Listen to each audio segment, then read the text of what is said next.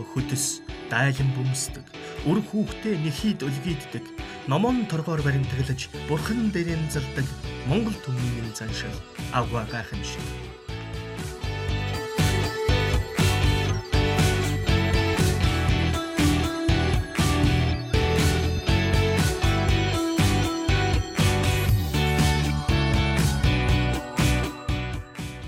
Мөндөд үзэгчтэй энэ өдрийн мэндийг хүргэе. Таны мэдхүйн Last Louise интер номын дэлгүүртэй хамтран номын өргөн нэвтрүүлгийг үзэгч та бүхэндээ цувралаар хүргэх болно. Манай өнөөдрийн анхны зочноор Эрих Фромын Хайрлах хурлаг номын орчуулагч Баяр Цэцэг оролцож байна. Энэхүү ном бол анх 4-р сарын 3-нд худалдаанд гарснаас хойш өнөөдрийн хүртэл интер номын дэлгүүрт хамгийн өндөр борлуулалттай, шилдэг борлуулалттай байгаа номоор шалгараад байгаамаа. Тэгэхээр энэ өдрийн мэндийг хүргэе үрд чинь юуны өмнө. За тэгээд яагаад Эрих Фромын энэ хайрлах хурлаг номыг орчуулахар болов? Энэ номыг яагаад орчуулах болсон бэ гэхээр нэгдүгürt энэ бол Эрих Фромын өмнөх үгэн дээр нь ч мөн байгаа. Энэ ном бол үнэхээр хайрлах урлагийн талаар зааварчилгаа биш юм аа. Энэ ном бол хүний нийгэм хайр хүндлэл, мораль дээр тогтох тухай гэсэн суур юм философийн бүтээл байгаа. Тэгэхээр яагаад заавал энэ цаг үед өнөөдөр бид нар энэ мораль ярьж гин, яагаад хайр хүндлэл ярьж гин гэвэл бид сүүлийн нэлээд олон жил их төөрөгдөж явсан. Зарим зүйлийг дутуу ойлгосон, зарим дээр андуурсан, ондсон. Гэхдээ одоо энэ бүхэн дээр туршиглээд монголчууд бас нэг оюун санааны хувьд ч гэсэн дараагийн шин түвшинд шилжих хэрэгтэй болсон гэж үзэж байгаа. Оюун санааны хувьсгал хийх ёстой гэдэг юм. Тийм, яг зөв. Ярьдаг боллоо. Би бол бид нар мэдээж сүүлийн 25 жил тодорхой дэвшлүүд хийсэн. Тэгвэл тэрнийхээ үр дүнд бас нэг ойлгож ухаарад юм чин бас нэг хувьслаараа явна шүү дээ, тий. Тэрэн дээрээ түшиглээд одоо дараагийн үржитэндээ шилжих болсон гэж хэлж байгаа юм л да. Номын дэлгүүрүүдийн 50 өөр дээр игнэн ярих, ихэнх хайрын тухай гарын авлагууд хүнд хайрлагдах арга техник гэсэн сэдвээр бичигдсэн байдаг. Харин энэ ном эсрэгээрээ хүнийг хайрлах арга технологи хэмээх сэдвийг гол цөмөө болгосон. Тэгэхээр энэ ном нь ердийн нэг хайрын онол бус, нийгмийн төрх байдал болон хүний сэтгэл зүйн мөн чанарыг задлан шинжилсэн философийн ном. Хэн нэгнийг ямар нэг болцол тавилгүйгээр хайрлаж, бас хүн өөрөө хайраар өөрчлөгдөж, тэр хэрээр нийгэм урагшилдаг юм. Амжилт, нэр хүнд, хөрөнгө мөнгө, эрх мэдэл хүрхийн тулд бүхнээ зориулдаг атлаа хамгийн ихээр хүсэн хүлээдэг хайрлах урлаг суралцах гэж хичээдэггүй басна нь хайр өнгөдөж байгаа хэрэг юм. Одоо манай өөрийн дотоодын зах зээл эдийн засаг маш хямарж байна. Энэ ядуур ажилгүйд энэ бүх асуултын хариулт бол үнэндээ бас нийгмийн суур асуудалд маань өөрөө учир байна гэсэн. Энийг бас нэг харуулад байгаа юм л да. Одоо нэгэнт вирус нян байгаа бол хизээ нэгэн цаг сэтэрч одоо өвддөг шүү дээ, тий. Яг үнэтэй адилхан. Тэгэхээр одоо тэрний эсрэг одоо вакцин гэхүү, тий. Бидний сэтгэлгээний дотор байгаа энэ юун дотор энэ ойлголт дотор байгаа энэ суур өвчнүүдээ бид нар эмчлэх одоо ийм л жигтэйгэн том зорилготой энэ ажлыг бас эхлүүлж байна. Мэдээж нэг шиг ном уншаад хүн шууд оюун санааны хувьсгал олно гэж бол байхгүй. Ер нь бол орчуулгын ажил бол нэг талтай хүнд боловч хүндтэй сайхан үр. За номон дээр хамгийн гол нь энэ бүтээл бол мэрэгжлийн ном, философийн ном. За Эрих Фром бол өөрөө одоо хүмүүнлэгийн чиглэлийн маш олон одоо чиглэлээр ингээд судалдаг, бичдэг юм өндөр одоо оюуны юм сэхэтэн хүн байгаа.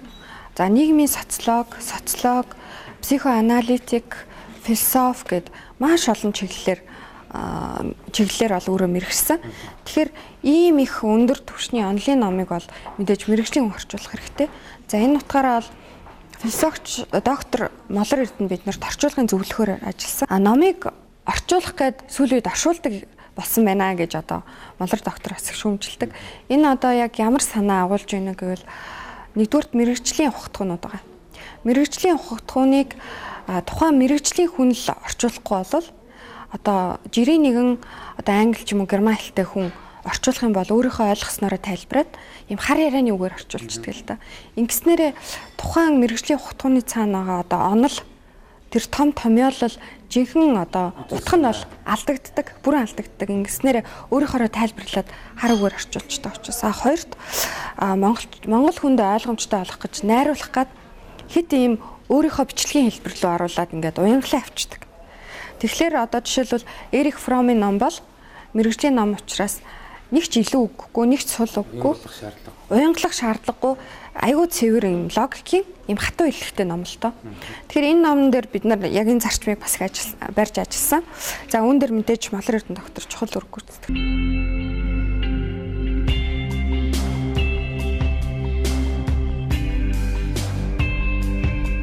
Яагаад орчуулагдах болов? Яагаад заавал өнөөдөр Монголд хэрэгтэй байна гэдэг асуултанд бол би бас шууд нэг үгээр бол хариулчмааргүй л байна л да.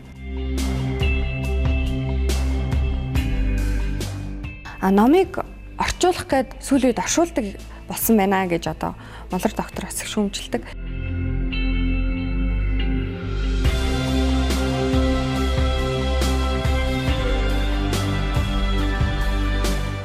Номыг бол үнэхээр зорилготойгоор сонгож унших хэрэгтэй.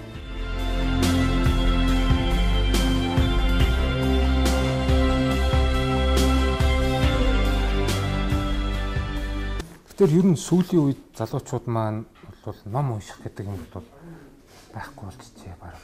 Одоо нэг технологийн хөгжлөд дагаад хооллог техникүүдийг хэрэглэдэг болж өөртөө хэрэгцээтэй шаардлагатай ном энтрийг бол захим хэлбэрээр ашигладаг болж л дээ. Гэвч нөгөө талдаа яг уламжлалт хэлбэр одоо нөгөө цаасан хэвэл энэ ном маань бол хязгаарч байр сууриа бас тавьж өгөхгүй хаа. Тэр ер нь хамгийн анх ер нь яг өөрийн чинь хувьд уншаад яг сэтгэлд чинь үлдсэн тийм сэтгэл тоногсон ямар ном байна? Энэ дээр бол би арай жоохон өөр бодолтой байна. Жишээлбэл энэ ном маань 4 сарын 3-нд гарснаасаа хойш анхны хэвлэлт ерөөсөө 4-5 хоногийн дотор дууссан. Тэ?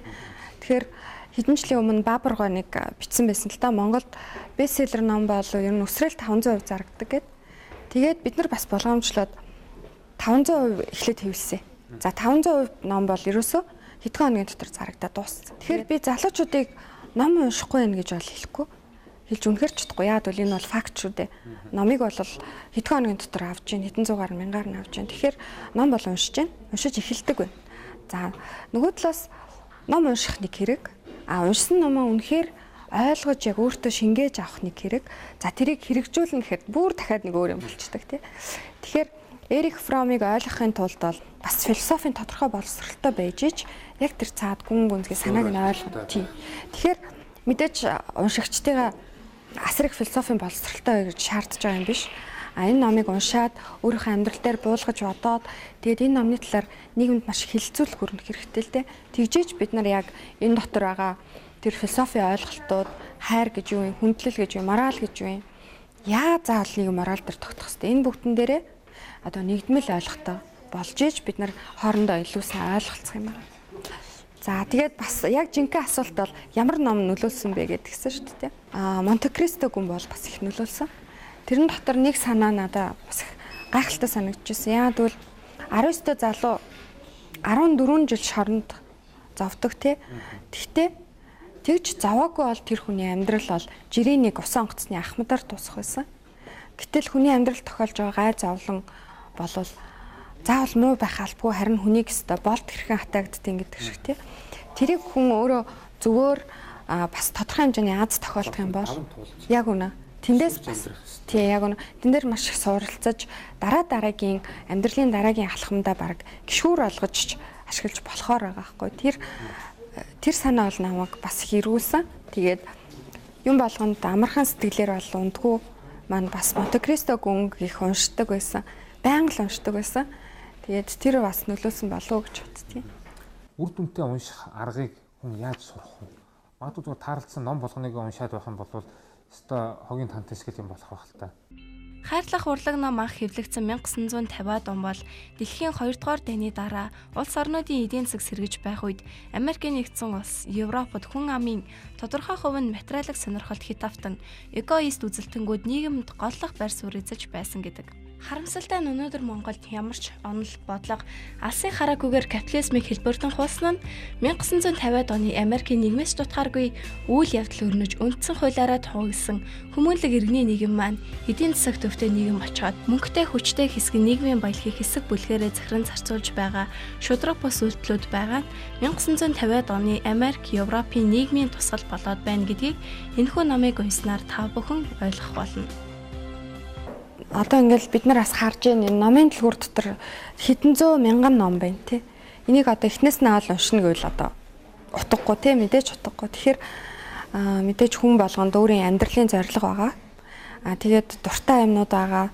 За тэгээд бас санхүүгийн бололцоо цаг цав гээд маш олон хязгаарлалтууд байгаа шүү. Миний хувьд бол хэдийгээр би одоо Германд төгсөн эдийн засагч гэж аач гэлээ. Би бол нэг мэрэгжил эзэмшиж ирсэн. Миний өөрөө найз нөхдийн хүрээгээд хязгаарлагдмал өдөрт би 1000 хүнтэй уулзах чадахгүй шүү дээ тий. Тэгэхээр өөрийн нэг орчиндөө хүн ингээд дасчдаг. Тэгээд тэрийгээрээ хорон ертөнцийг төсөөлөд идэг л та. Ингээд нэг аквариум дотор орчиж байгаа хгүй тий өөрийн. Тэгэхээр энээс гарах илүү одоо хүрээгээд хэлэхэд бол философи маш чухал. Яагаад гэвэл философи болвол одоо бид нар ингээд өдөр тутмын амьдралын үнэхээр суурлуу үндэс рүү орч чаддаг л да. Тэгээд үндэс рүү орч чадаад үнэхээр тийм бодлын эрхчлөөнд хүрэхэд бол одоо маш чухал. Тэгэхээр би бол одоо яг энэ философийн номнууд их сайн уншаасаа. Гэхдээ оригинал их зохиол хэрвээ орчуулгын ном унших хэрэгтэй бол үнэхээр мэрэгжлийн түвшинд орчуулсан ном, оршуулаагүй тий. Орчуулсан номыг уншаасаа гэж зөвлөх байна. Монголд яг оршуулаагүй, орчуулсан яг философийн чиглэлийн ямар бүтээлүүд байна? Яг тийм орчуулдаг ямар зохиолчд вэ? Орчуулагчид. За би нэгдүгээрт нь бүх философчдыг ч юм уу бүх орчуулагчдыг нэг бүрчлэн таниад тэгээд тэр хүмүүст одоо би шүүмжлэхийг бол мэдээж хүсэхгүй байна. Яг бол би бүгдийг ингэж одоо мэрэгжлийн түвшинд хянаад байдаг ч бас хүн бол биш. Тэгэхээр мэрэгжлийн номыг мэрэгжлийн түвшинд орчуулж чадна гэдэг хүн бол мэрэгжлийн хүн байх ёстой. Жишээлбэл философийн номыг орчуулж байгаа хүн бол яг тухайн хэл дээр нь одоо англи, франц, япон ч юм уу герман тэр хэлийг нь эзэмшээ тэр хэл дээр нь тухайн оронд боловсрал эзэмшсэн хүн байх ёстой гэж бодож байна.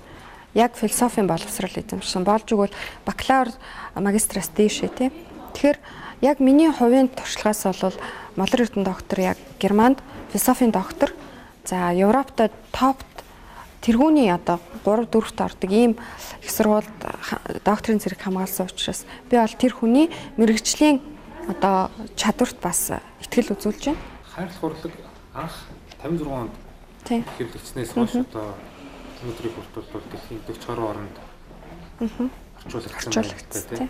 Тэгэхдээ ер нь тухайн оронд орчуулагдаад одоо жишээлбэл Америкт, Оросд, Японд ч тийм орчуулагдсан даруйда тухайн орны хүмүүсийн сэтгэлгээнд хэр өвсөлт өөрчлөлтийг авчирч байсан бол ингээд 20 дугаар данд дууснаас 10 хэдэн жилийн дараа шүү дээ. Тэгэхээр тэр үед бол эдийн засаг сэргсэн, хүмүүсийн хэрэглээ нэмэгдсэн, амьдрал бол нэг юм сайжирсан юм үе байсан.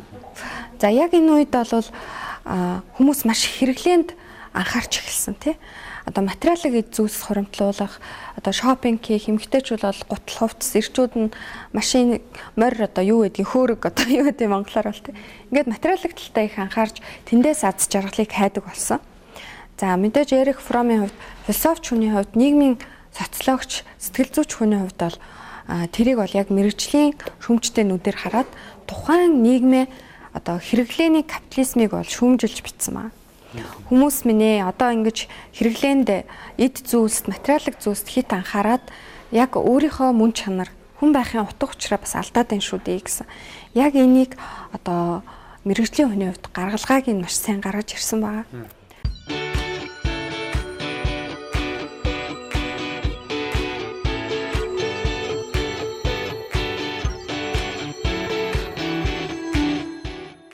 Тэгэхээр өнөөдөр мэдээж нэвтрүүлгийн цаг хязгаартай юм чинь би одоо номыг нэг бүрчлэн тайлбарлаад эсвэл ингээд уншаад авах мэдээж утгагүй. Ер нь бол уншигчд маань яагаад энэ ном Монголд ч гэсэн яг өнөөдөр те ийм хэрэлт хэрэгцээтэй байна вэ? Яагаад одоо 40 жил 56 оноос хойш хэдэн 10 жил өнгөрсөн байх вэ те? Яагаад энэ ном одоо хуучраагүй? Яагаад монгол хэлэн дээр ингэж дахин орчуулагдаж байна? Яагаад ийм шин саргаг байна вэ гэхлээр миний бодлоор үнэхээр өнөөдрийн нийгмийн асуудлыг яг хүндсэн. Энэ номыг сонгож орчуулахдаа ч гэсэн маш олон номнууд дундаас яг энэ манад таарах яг хэрэгтэй ном мөн байна гэж бас сонголтоос их оновчтой болсон болов уу гэж би харж байна. Тийм ч учраас бас уншигчд маань ийм сайхан хүлээж авч байгаа гэж харж байна л да. Магадгүй 56 онд тэр үед бол хүмүүсийн сэтгэлгээ бол илүү тийм материалын зүйл рүүгээ хандж байсан. Тэр үед ингэх болохгүй шүү хүмүүсээ энэ материалын зүйлд хит анхаарах, хит шунанд дурлах нь бол буруу зүйл юм а гэдгийг ярьж бичиж эхэлсэн. Магадгүй тэр үед нийгэмтэйгээ их тийм зөрчилдөж буруу шаагдаж байсан болов. Аль ч нийгэмд ер нь хаасаагүй баруун болон зүүн үзэлтнүүд гэж байгаа шүү дээ тий. Тэгэхээр зүүн үзэлтнүүд бол илүү социал хүн талаа илүү их анхаардаг. Тэр утгаараа бол Эрик Фром ийм социал үзэлтэй хүмүүсээс бол их дэмжлэг авч байсан л да. Тэгээд Америкт ч гэсэн одоо 2 намын тогтолцоотой тий. Тэгэхээр Эрик Фромын ном бол шүүмжилт нэлээ хүрсэн. Тэгтээ бас хүмүүст их сайн хүрч чадсан. Тэгээд бас сонирхолтой нь саяхан хэдхэн жилийн өмнө бас урд хөршөд Хятадд бас энэ ном орчуулагдаад бас их амжилт олсон гэж би сонссон. Тэгэхээр яг энэ одоо хэрэглээний капитализм эд цэцгэлж байгаа үед болвол энэ ном маш хэрэгтэй нэгэн төрлийн одоо вакцин болж чадна. Хүн хүнээрээ үлдэх хит хэрэглээнд шунах юм болгоныг одоо хэрэглэгчийн нүдээр харах те хайр дурлалыг хүртэл одоо эд бараа шиг үзэх те хүн хүнээ одоо хүн гэдэг утгаар нь эсвэл хэрэглэгч, эсвэл сонгогч, эсвэл одоо ажилчин ч гэдэг юм. Ингэж одоо нийгмийн дүрд оруулж хараад байгаа тийм. Энэ бүхнээсээ бас нэг энэ бүх буруу зөрүү ойлголтын төрөгдлүүдээс салахад бас их чухал юм болов уу гэж харж байна л да. Ер нь залуучууд маань энэ номоос юуг хамгийн түрүүнд юуг олж аваасаа, юуг олж авахын тулд энэ номыг яаж унших юм бэ? Аргачлал байгаа. Философийн ялангуяа философи сэтгэлгээний юмыг бол зүгээр нэг уран зохиолын ном уншиж байгаа юм шиг ингээд уншаад өнгөрөхгүй л байна. Энэ бол уран зохиолын ном биш. Өөрийгөө талент харж ийн гэж бодоод унших юм бол тэр хүнд заавал нэг юм үлдэнэ. Яа тэгвэл ном бол үнэхээр мэрэгжлийн ном, үнэхээр сайн ном, классик. Энэ бол одоо философи ч юм уу, психологийн мэрэгжлийн хүмүүс, социологийн мэрэгжлийн хүмүүс заавал хичээлийн програмд нь байдаг юм үздэг юм классик ном байхгүй. Тэгэхээр энэ номыг уншихдаа хамгийн энгийнээс эхлэхэд бусдын хайр гэсэн хэсгийг уншихдаа би бусдыг яаж хайрлаж байна? Бусад хүмүүс намайг яаж хайрлаж байна гэж уншвал шал өөр, тий? Эсвэл эхийн хайр ч юм уу, ээж минь намайг яаж хайрладаг, би ээжигээ яаж хайрладаг вүлээ?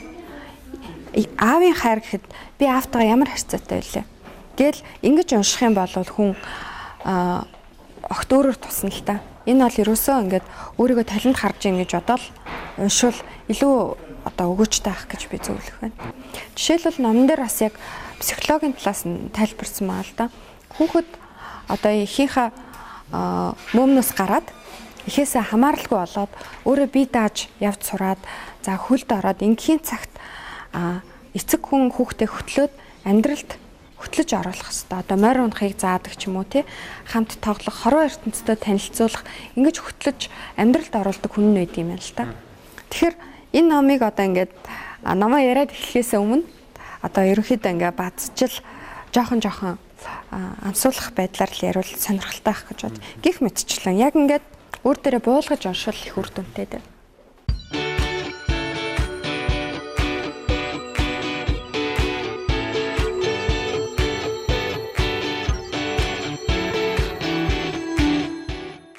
Яг ингээд хүн хүнийг хайрлах гэдэг асуудал яг энэ номон дээр тусгаж байгаа хүнд зүйл агуулгууд бол манай монголчуудын сэтгэлгээнд эртний сэтгэлгээнд бол бас байсан. Би одоо жишээл хөдөө очиод амьдарч чадахгүй тэр ахуй чинь надаас аяг холдсон байхгүй өнөөгийн монгол хүнээс те. Тэгэхээр бас үүнийгээ дагаад манай энэ зүрцсэн үг ч юм уу те өв уламжлал маань өөрөө бас нэг шинжлэгдэх хэрэгтэй болж байгаа. Хайрын дотроо хална гадна гэдэг үгийг зарим хүмүүс их буруу ойлгосон байна гэж харж байгаа. Ялангуяа сүүлийн үед одоо гэр бүлийн хүрээнд гарч байгаа хүчирхийллийн хэрэгүүд сэтгэл эмзэглүүлж байна. Энэ номыг орчуулж авах үед ялангуяа тэр нэг залуухан хос хүүхдэд задад алдсан. Тэр нэг нялх амтныг те жоохон охиныг маш харамсалтай. Би энэ номыг улам их яарч орчуулсан тэр охин шиг дахин олон хүүхд бити охироосоо гэж бодоод улам их яарч орчуулсан. Надад их ирч хүч өгсөн. Нөгөө талаас бас дарамт байсан, сэтгэлийн дарамт. Тэгэхээр бол би одоо орчин үеийн эцэг эхүүд үнэхээр дотроо хайртай юм бол гаднаа ч гэсэн хайрлаасаа хүүхдээ инхрийлж зөв өсгөөсөө хүмүүжүүлээсэ гэж маш их хүсэж байна. Тэр утгаараа ч гэсэн миний зүгээс хийж чадах юм бол би гудамжинд яа хүн болгонд тайлбарлахын оронд би өөрийнхөө чадах юмыг хийсэн. Энэ бол энэ номын орчуулгыг бид нар чадах чинээрээ сайн төвшөнд хийж орчуулд дуусгасан, хэвлүүлсэн. За одоо ингээд Монгол орон даяар түгээх ажлаа хийж байгаа. Манай Mind Sun гэдэг Mind Club Монсодор хэвлэлийн газар Молор Эрдэнэ доктор ингээ 3 тал хамтраад бид нар номын одоо хэвлэлт долгоноос тодорхой хувийг санд хуримтлуулад ингээ олон нийтэд түгээхийн соён гэгэрлийн ажилд зарцуулах юм. Тэгэхээр сүүлийн хэвлэлтээс одоо бид нар 150 шиг номыг 21 аймагт түгээж бүх номын сангуудад бэлгэлж байгаа. Энэ бол бид нар энэ зүгээс бас олон түмэндээ өгж байгаа бас нэг хайраа илэрхийлж байгаа нэг хэлбэр гэж бодож байна те. Ингээд эцэг эхчүүд хүүхдээ битгий халтайгаар хайрлаасаа, хайртайгаар хайрлаасаа те эцэгхийн хайрыг бас өнөө зохицуу ойлгосоо гэсэн ийм их бас хүсэл, ийм дуудлага бас байна л да. Орчуулагч хүн гэхээр л өдөр шөнөгүй ном орчуулаад суухгүй лавтай. Чөлөө цагаараа амралтын өдрөөр ном уншихдаа ямар номыг яг мэрэгжлийн ном гэхээс илүүтэйгээр уран зохиолын гэх юм уу те ямар чиглэлийн ном унших дуртай вэ? Хамгийн сүүлд уншсан ном гэх юм бол миний хувьд бол би хувийн хвшилт ажилладаг. Тэгэхээр хувийн хвшилт ажил нь компани бизнесийн ажил гэдэг бол бас цаг зав муутай бас өндөр ачаалттай зарим үед бол тэгэхээр тэр бол миний яг үндсэн одоо хоолоо залгуулдаг яг үндсэн ажил гэж олно. Гэхдээ миний үнэхээр бас нэг чөлөө цагаараа хийдэг ажил бол ийм философи, эдийн засгийн мэрэгжлийн номнууд уншдаг. За уншснаа би бас нэг хүнд хүргэмээр санагддаг. Ингээд ялтчгүй ингээ орчуулгын ажил руу өөрөө ийм органик хэлбэрээр орчиж байгаа юм л та. Тэгэхээр яг энэ нийгмийн олон нийтийн боловсролын ажил, соён гэгэрлийн ажил бол миний яг одоо чөлөө цагаараа хийдэг. Яг хобби, миний дуртай ажил. Би энэ ажлыг хийснээрээ ядардгүй, харин ч амардаг. Дараагийн төлөвлөсөн ямар ном бүтээл өөрөө орчуулахаар бэлтгэл ажил хийгдэж байна вэ? Эсвэл дараагийн номын судалгаа, сонголтын ажлууд энэ ном маань одоо бестселлер болоод явж байна. Тэгээд 21 аймагт түгээлээ. За ингээд уншигчд маань ямархуу хүлээж авах нь. Тэгээд хэр их ойлголцох уу, хэр их сонирхол авах уу? Энэ дээрээс бид нар харж иж дараагийн номоо сонгоно. Гэхдээ бас нэгэнт бас уншигчдгээ зориулж байгаа юм чинь уншигчд маань ямар хүлээж авах нь, хэр их ойлгох нь, ямар хуу реакцлах нь тий. Тэрнээс бас хамаарч дараагийн үйл ажиллагаа хийн л дээ. Хайрлах урлаг ном анх бичигдснээс хойш 60 гаруй жил өнгөрсөн хэдий ч одоо ч үнцэн агуулга алдаагүй. Харин ч өнөө үед хүчирхийлэл, үл итгэлзэл, стресс, депресс зэрэг нийгмийн шинжтэй олон том асуудал бий болж биднээс хайр улам бүр алсран оцоор байгаа өнөөгийн Монголд харин ч одоо л унших ёстой үнцэнтэй ном юм. Тэгээд шүүнтэй энэ зэрэгцэх философи ном өнөөдөр хараахан Монголд алгал байна. Тэгэхээр ном бол хүн төрөлхтний мэдлэг бол шахагдшгүй их том ундраг. Зөвхөн философи гэхэд 2500 жилийн одоо асар их том одоо түүх байна, тэнд асар их том баялаг байна. Тэндээс яг алийг гэдэг бол яг мэдээж уншигчдаас нь өөрсдөөс нь хамаарна. Философийн сэтгэлгээний номыг уншиж оюун ухаандаа цэник өгөх, амьдралдаа хэвшил болгосноор хүн яаж хувьсан өөрчлөгдөх боломж болцоо байгаа талаар залуучуудаа хандаад нэг зөвлөгөө хэлээч. За миний хувьд бол өөрийн хувийн туршлагаас хэлэхэд мэдээж би бас баруун боловсрол эзэмшсэн хүн ч гэлээ яг нэг мэрэгчлэг л эзэмшээд ирсэн байдаг байхгүй. Тэгэхээр ерөнхий боловсрол гэдэг бол зөвхөн одоо нэг инженерийн ч юм уу, эдийн засгийн хуульчийн мэрэгжил эзэмшихээс бол төсөөр юм аа. Тэгэхээр ерөнхий боловсрол гэж юу гэдгийг бэ гэдэг асуултыг эхлээд өөртөө тавих хэрэгтэй тий. Ингийн тулд мэдээж хүнд бас бодох чадвар хэрэгтэй. Юмыг өөрийнхоороо бодож сурах, бодлын эрхчлөөнд хүрэхийн тулд үнэхээр эхлээд философдох хэрэгтэй байгаа. Тэгэхээр миний хувьд бол зөвлөхөд энэ би хинбэ гэд тиймгүүл хідэн бие гэд номноос эхлүүл тун зүгээр. Тэгээд энэ номны дараагаар энэ Эрих Фромын хайрлах урлаг гэд номыг уншвал бас их оновчтой ах болов уу гэж би зөвлөх байна. Баярлалаа. Ингээд өртчин болоод танаа багийн хамт олонд цаашдын орчуулгын бүтээлийн ажилд амжилт хүсье. Та бүгдийг номын цагаан буян ивэж тэтгэж явах болтугай. Дараадаадаа өшөө олон сонирхолтой бүтээлүүдийг их хэлтээрээ буулгаж залуучуудынхаа ном уншдаг, номонд дурлагчдынхаа оюуны цангааг гаргаж явах тухай гэж хүсье. За танайхан ч гэсэн маш өндөр амжилтыг хүсье. Тэгээд хүмүүс ингээд номыг зөвхөн ингээд уншаад орох биш. Номны талаар ярилцах. За тэгээд амьдралдаа хэрэгжүүлэх нь бас түүнээс илүү чухал юм шүү. Энэ чиглэлээр бас ажиллаж байгаад бол маш их талархалтай байна. За урьсанд баярлалаа. Номын өргөнд нэвтрүүлгийн маань энэ удаагийн дугаар энэ дүрээд өндөрлөж байна. Манай өнөөдрийн зочноор Эрих Фромын Хайрлах хурлаг номын орчуулагч Баяр Цэцэг оролцлоо. Тэгэхээр өнөөдөр бид нар нийгэмдээ дор бүрний амин хувиа хичээсэн бэртгчийн үзэлтэй байх биш. Нэгнийг хайрлаж, хүндэлж, бусдыг хайрлаж, бусдаар хайрлуулж ингэснээрээ нийгэмд төлөвшил зөв ёс зүй тогтох юм а гэдгийг энэ номноос үзэгч та бүхэн маань олж авах ухаа. Ингээд дараагийн дугаараар уулзлаа. Баяртай.